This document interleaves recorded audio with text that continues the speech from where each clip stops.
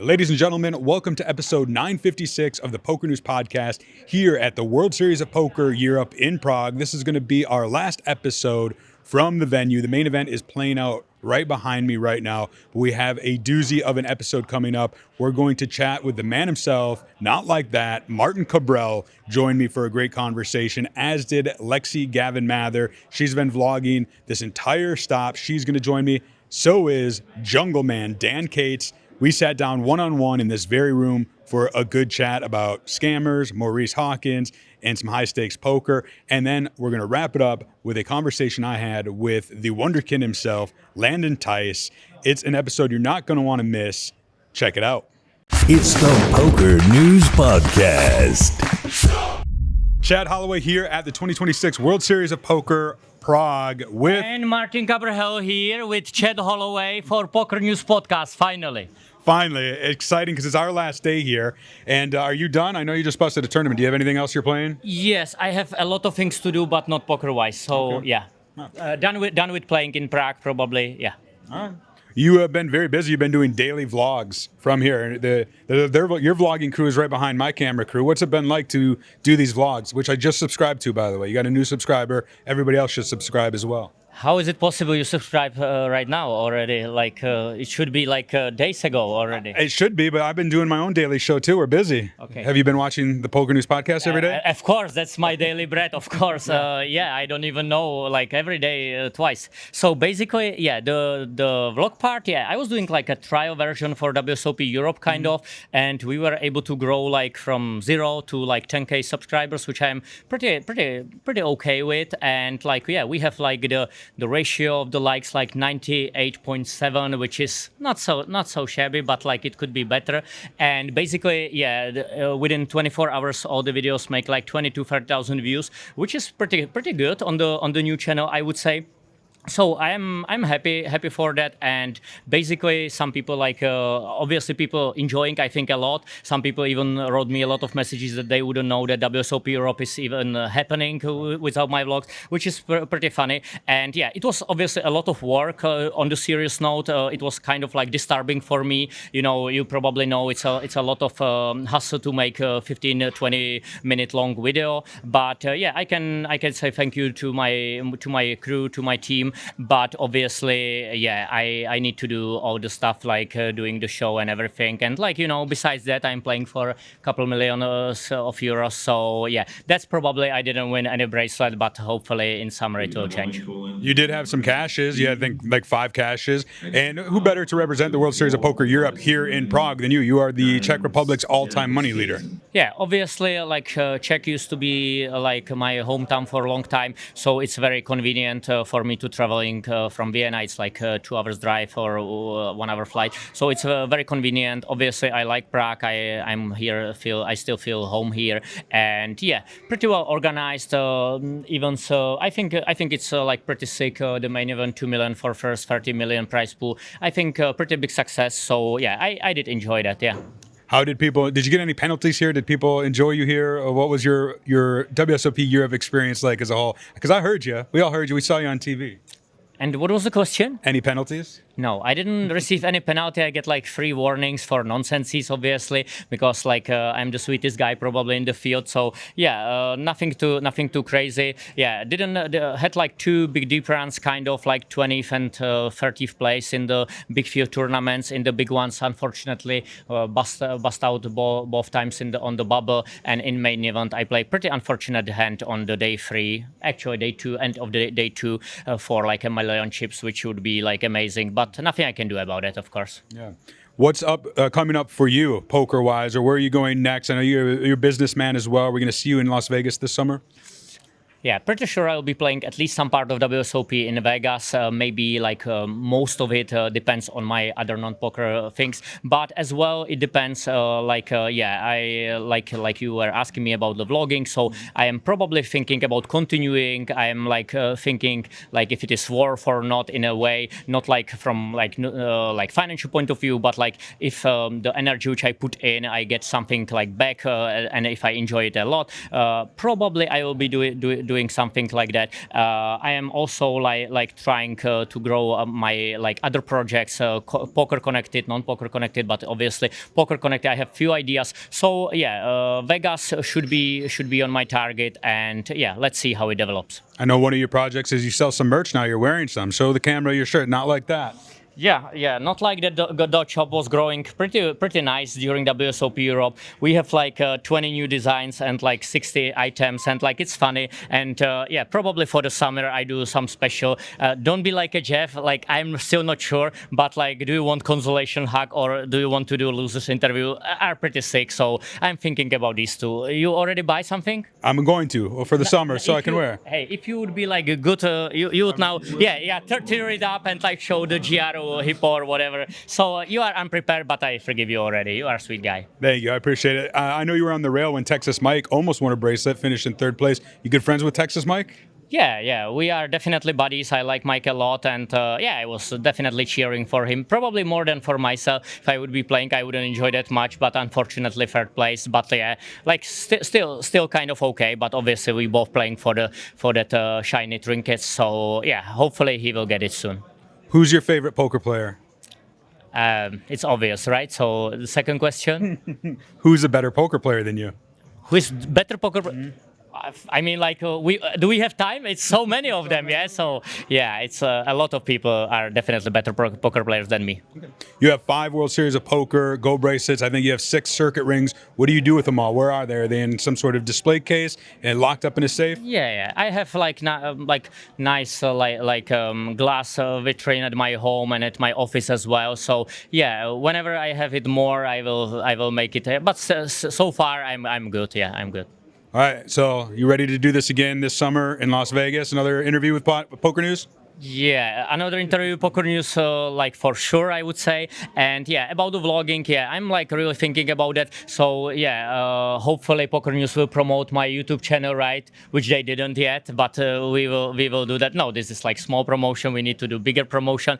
And the point is that like, yeah, I now need to like sit down, and I'm also like in the process of finishing some partnership with like big poker brands and even outside of the poker brands, because I would say I'm one of the few in the poker world which can bring like this mainstream, like not only media but mainstream attention, and like bring new players, new people to the game. So I'm like finishing this now. If you guys whoever big brands or whatever, I'm finishing it now in like really within a few weeks. So if you are interested, send me the email to martinkabrhel73@gmail.com for whatever you wanna do. And yeah, I'm like finishing that, and based on how it goes, I will probably do vlogging in summer, but I have another interesting projects which I will be probably sharing in the another PokerNews podcast with Chad Holloway and everything. What's the name of this podcast? The PokerNews Podcast. Oh, that's it should be Chat with the Chat. Chat with the Chat. Can we rename it? I do like that. I'll talk to my bosses. Can we rename it? Chat with the Chat. This is definitely not GRO approved, this PokerNews podcast name. I can get a shirt. Yeah, chat with the chat. I like it. You know what? I will put it to the Not Like That Dutch shop, and I will send you a free one. Okay? Sounds good. Martin Kabrhel, Chad Holloway. Good luck this summer. We'll see you in Vegas. Yeah, one more thing, I would like to say thank you to like all my followers and like fans, because it's like it was like really crazy. Yeah, I had like funny, like I would say, testing when I was in Brasilia. I get to my Instagram like 1,000 messages in Portuguese, and I'm speaking only obrigado in Portuguese. So sorry guys, but it's so funny. And now during this like after this vlogging, and like I put like, I don't know, 20 reels on my Instagram and so on, I get like really thousands of messages, and some of them even in English, which is pretty good. And it was like really like 99% supporting, and I'm happy that you guys enjoy. It's a lot of work, but I will try to do something for you, and stay tuned, follow everything. And yeah, I think I can do one thing more than vlogs, but I will be doing some. No, you know what? Let's keep it secret for now. See you later. Chad Holloway here at the 2026 World Series of Poker Europe in Prague with Lexy Gavin-Mather, who you've been having a lot of fun here doing a lot of vlogging. I have been doing a lot of vlogging. I've actually been doing daily vlogs. It's taken a lot out of me, but it's been so much fun. I love creating the FOMO experience for the people that are watching from home, but also kind of showing them what it's like behind the scenes. Yeah, they're great vlogs. You just hit a milestone, 300,000 subscribers on YouTube. That has to feel pretty damn good. It does. It really does feel good. It means so much to me, the people that watch and support the channel and follow mine and my husband's silly little journey in poker. And it's nice. It's a nice feeling knowing that the hard work is paying off. You and Bob are one of my favorite. Bob is actually right behind us right now playing in one of the bracelet events. He had a deep run in the main event, which had to have been exciting too. He did have a deep run. I'm so proud of him. He really has, his game has really improved a lot over the years, and he's making deeper and deeper runs. Actually, right before the main event, he got 20th in the Colossus. Right, so yeah. It's been a good series for him. How about for you? How's your series going? It could be better. It could be better. I had a lot of fun, but so far I've had 2 cashes. I got 26 in the ladies event, so that was cool. And then I am actually in day 2 of the 1500 European Circuit Championship, so I had the day off today, so I play day 2 tomorrow.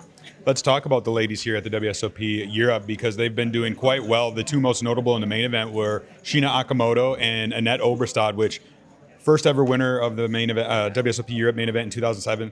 Disappears from the game for like 8 years, and now she's back. That was pretty cool, I thought. So incredibly impressive. I've actually looked up to Annette for my entire poker career, and she's such a legend. And I actually got to sit next to her in the ladies event, and we kind of instantly became best friends. I mean, I don't know. She's so friendly. She's so fun. She's such a great ambassador to the game, and it's evident that she isn't rusty at all. It's like riding a bike for her. And then Sheena, she's so impressive. I mean, she's been making a lot of noise in the last few years. Winning back-to-back ladies events is so impressive.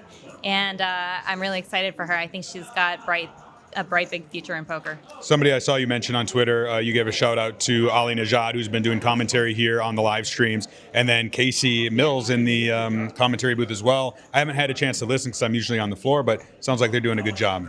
They are doing a good job, and I think they're a really good duo. Ali Najad is always so funny and witty and entertaining, and Casey, I think, did really, really well. It's really apparent that she knows the game really well, and she was poised and articulate and fun and nice to listen to.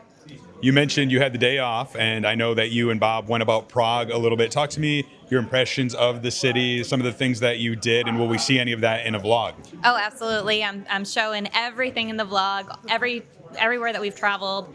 Today we did the Prague Castle. We walked the Charles Bridge, and it was so beautiful, so nice to get out, and it was a really nice day outside weather-wise. My legs are killing me. I walked 18,000 steps. So I am getting a massage later, but no, this is one of the most beautiful historic cities in the world and the most gothic city. Like the building, the architecture is so cool, and I'm kind of like a spooky fan, so it has spooky vibes, which I really like. But yeah, it's really cool. Did you ever go to Rozvadov? No, I haven't. I didn't either. So those that went, I like to ask the comparison, and almost everybody says, aside from Sean D, like it here a lot better. Yeah. What's the plan for the remainder of the trip? I know you just mentioned you're going to be in day 2 of the one tournament, playing a couple others here towards the end. I plan on winning this, but I bagged very short, so don't know if that's going to happen or not, but I am going to play the closer, and hopefully I can save the series. I feel like I'm a winner because of the runs that Bob has made, and just getting to experience Prague and being a part of the vlogger program for WSOP is such a blessing. So Yeah, I feel like I'm winning already. I want to ask you about that vlogger program because that was very interesting when they first announced it. I heard they have something like 30 vloggers taking advantage of that. I think you're probably towards the top of that in terms of reach and establishment and whatnot. But talk to me a little bit about being a part of that and why you decided to. I'm super honored to be part of the content creator program. I think it's fantastic what WSOP is doing for content creators. They're really supporting the content creators, and I think it's really important and good for poker in general.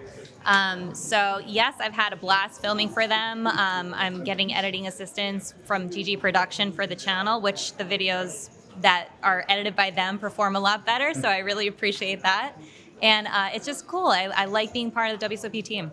Do you do the editing, or when you started out, did you do the editing? Like, because I couldn't do that part of it. In my very first few vlogs, yes, but no, I quickly got a team of editors, and they've been fantastic. I've had the same editors for 4 years, and now the help with WSOP is really great. So building the team.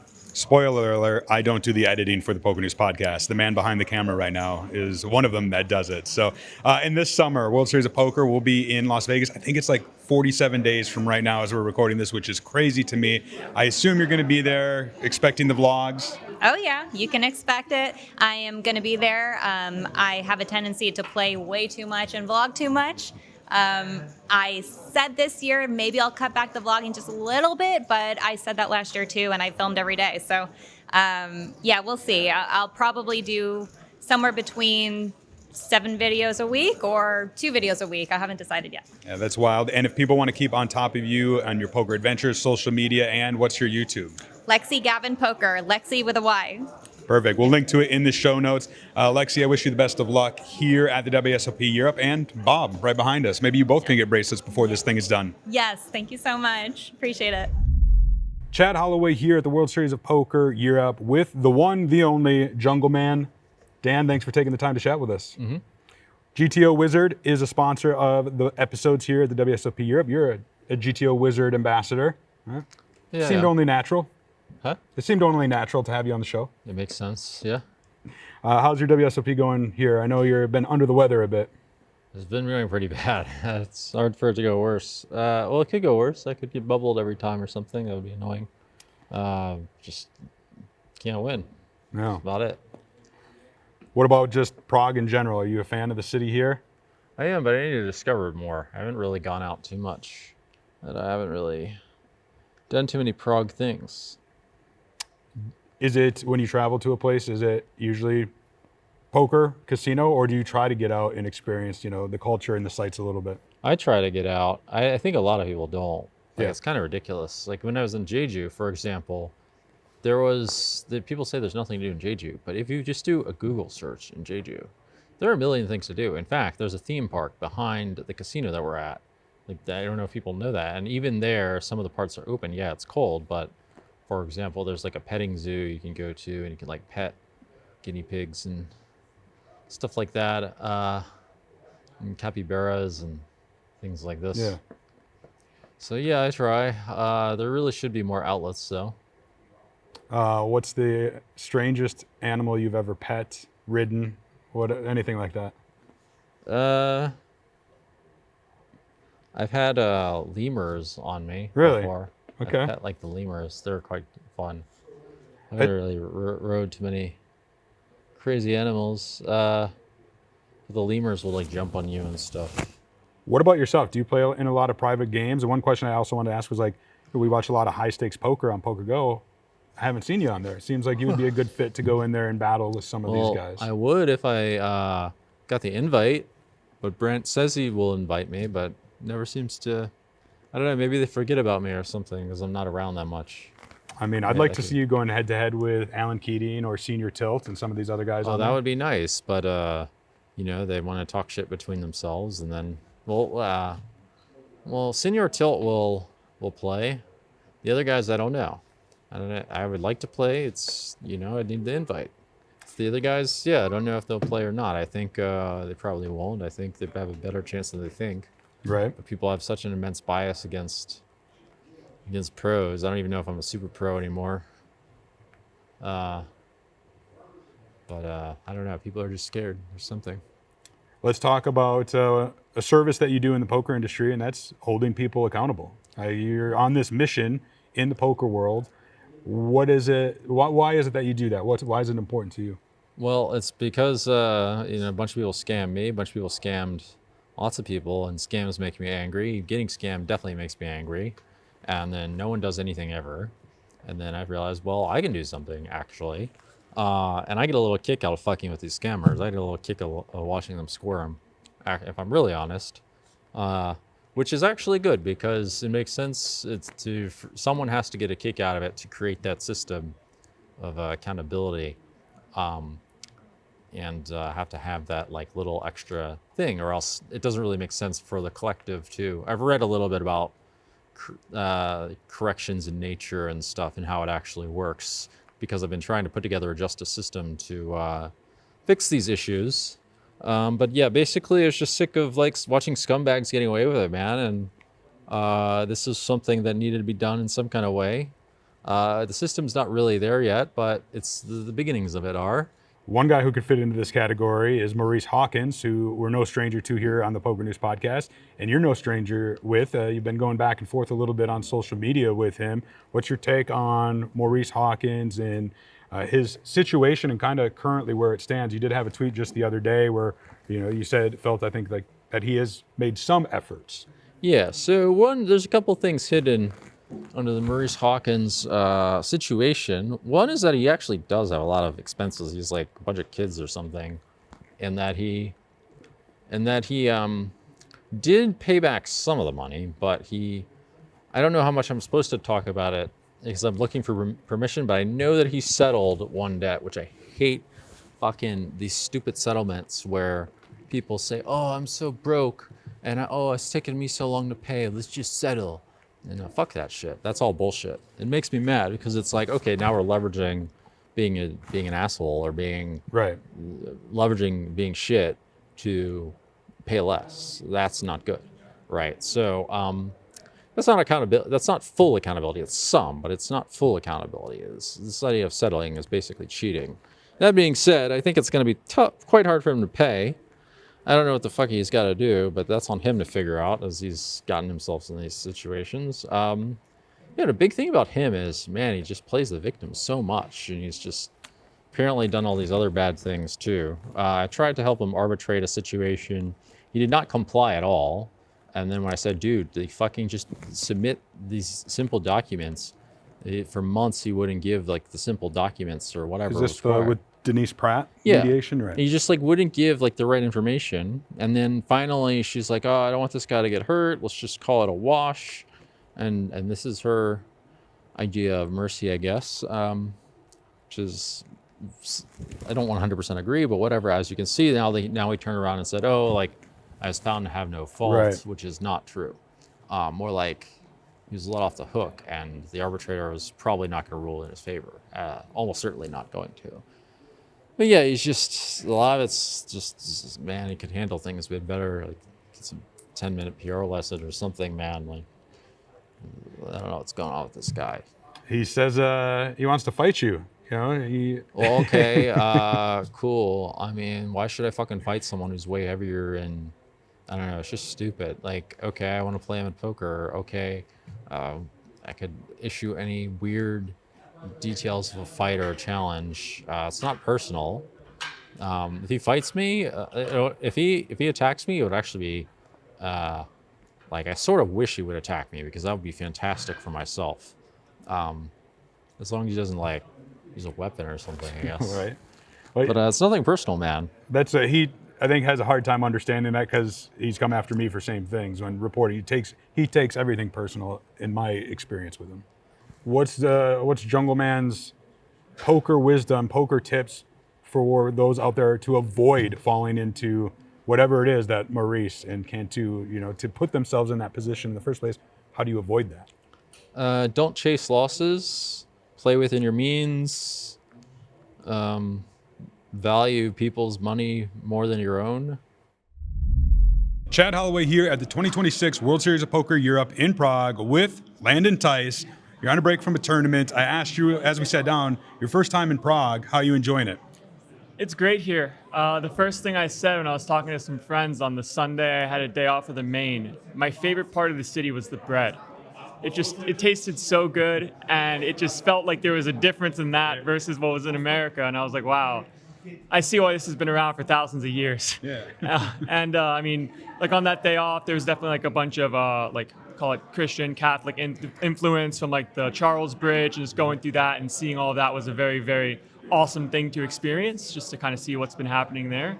And I mean, I've really enjoyed playing tournaments. It's been a great time. I was fortunate to cash the main and get some money from that, and then busted some other stuff after the fact. You got into the main through an Instagram giveaway, didn't you? Yeah, so it was like a chip count giveaway, That's right. And then I chopped it with someone, and then it looks like we did a flip, and then we both kind of got the prize because I didn't want to let somebody else get wrecked for it. So I'm very, very grateful for that. Very cool. I do remember that. I saw a tweet from you while you were here, which I thought was interesting. I actually talked to Josh Aryeh about it, about phones on the rails. Oh, yeah. Yeah. Okay, phones on the rails and the way that they slide deal are some of the most, satisfying things to experience, where like I really enjoy the fact that they have rules and they follow the rules, don't have the phones on the tables. And I break this rule all the time. I mean, they're looking at me like tapping the table to get me off my phone. And I mean, it's been a great experience, and I like that they have the rules and are willing to enforce them when it comes to like warnings and penalties and things like this, rather than pretend there's a rule and then not take it seriously. It's better you just don't have the rule if you're going to do that. Yeah. So of course I can understand with some people wanting to be on their phones outside of things and things along those lines. That's completely, like, I'm not the arbiter of what should or shouldn't happen, but I know that some people have business to attend to, like from the recreational side, just like in having stuff that's going on, where if it's not slowing down the game and it's not a big deal, it seems great. So I'm just glad there's consistency, and the dealers here are awesome. I know Mike Holtz, my co-host on the PokerNews Podcast, is a big advocate about game security and things like that, like phones on the rail and the sliding of cards, which he'd like to see more of in the United States. Sounds like you echo those sentiments. Yeah, I mean, once you've experienced it, you can't really go back. And I've talked to some of the dealers about it just because it interested me, like the difference between learning how to slide and pitching. And they say that it's pretty similar, if not easy, to learn how to slide. And of course, like, with time, different evolutions and changes will come. So it's nice to kind of see that being happening here. And I'm glad that I came out here to see it, because without the giveaway, I probably wouldn't have shown up, as I would have been home and doing some other stuff. So I'm very fortunate for that. And I'm glad to kind of see like the steps they're making and taking place, where there's been really well run. There hasn't been any sort of like foundational issues besides the thing that happened at the final table recently, which is quite brutal. Brutal. It's not the first time. I remember it happening at an EPT before too. He was talking about when the first hand was dealt, the hole cards were showing to the spectators in real time on the rail. Yeah, so that seems obviously very rough. And I wasn't there, I didn't know what happened. And some people say no one said anything. Some people said someone said something. This is always how it's going to be with everything. So I'm glad they got it figured out. And of course, that's something that everybody would rather have figured out than not. Right. And after the mistake happened, you just kind of have to move on and try to do better the next time. I remember a few years ago at the World Series of Poker, my colleague at the time, Jesse Folan, pulled you into an interview. I don't think you knew what you were getting into. It ended up being the Pocky Chip Challenge. Do you remember this? Oh, yeah, I remember this. That was yeah, go check that out if you're really interested in that.